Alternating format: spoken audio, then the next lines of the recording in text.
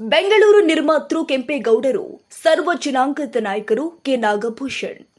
ನಾಡಪ್ರಭು ಕೆಂಪೇಗೌಡರು ಎಲ್ಲ ಧರ್ಮ ಜನಾಂಗದವರನ್ನ ಸಮನಾಗಿ ಕಂಡವರು ಎಂದು ಬಿಬಿಎಂಪಿ ಮಾಜಿ ಸದಸ್ಯ ಕೆ ನಾಗಭೂಷಣ್ ಹೇಳಿದ್ದಾರೆ. ಅಬ್ಬಿಗೆರೆಯ ಬಿಬಿಎಂಪಿ ಕಚೇರಿ ಬಳಿ ಆಯೋಜನೆ ಮಾಡಲಾಗಿದ್ದ 515ನೇ ಕೆಂಪೇಗೌಡ ಜಯಂತ್ಯುತ್ಸವ ಕಾರ್ಯಕ್ರಮದಲ್ಲಿ ಬೃಹತ್ ಅಶ್ವರೂಢ ಕೆಂಪೇಗೌಡ ಪ್ರತಿಮೆಗೆ ಶಾಸಕ ಎಸ್ ಮುನಿರಾಜು ಮಾಲಾರ್ಪಣೆ ಮಾಡಿದರು.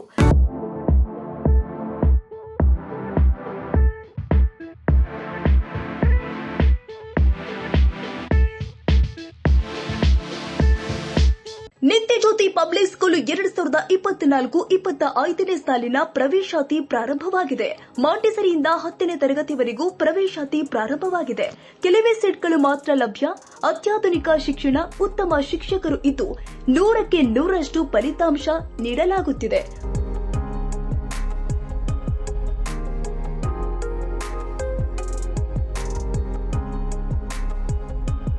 ಹಾಗಿದ್ರೆ ಒಮ್ಮೆ ಭೇಟಿ ಕೊಡಿ.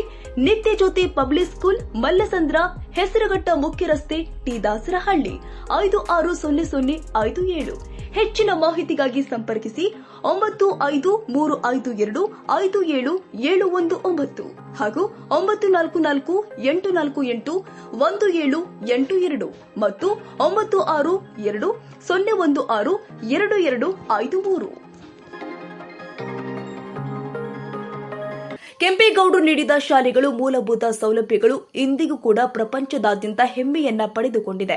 ಬೆಂಗಳೂರಿಗೆ ಬಂದವರು ಮತ್ತೆ ವಾಪಸ್ಸು ಹೋಗೋದಿಲ್ಲ, ಇಲ್ಲೇ ಮನೆ ಮಾಡಿಕೊಂಡು ಶಿಕ್ಷಣ ಹೊಂದುತ್ತಾರೆ. ಅಂತಹ ವಾತಾವರಣ ಬೆಂಗಳೂರಿನಲ್ಲಿ ಇದೆ ಎಂದು ಮಾಜಿ ಪಾಲಿಕೆ ಸದಸ್ಯ ಕೆ ನಾಗಭೂಷಣ್ ಹೇಳಿದ್ದಾರೆ.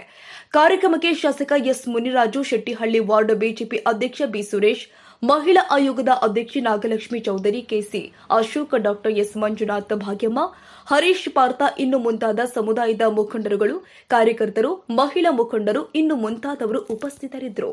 ಕ್ಷಣ ಕ್ಷಣದ ಸುದ್ದಿಗಾಗಿ news 81 Kannada YouTube channel subscribe ಮಾಡಿ. ಹೊಸ ಸುದ್ದಿಗಳ ನೋಟಿಫಿಕೇಶನ್ಗಾಗಿ ಬೆಲ್ ಐಕಾನ್ ಕ್ಲಿಕ್ ಮಾಡಿ.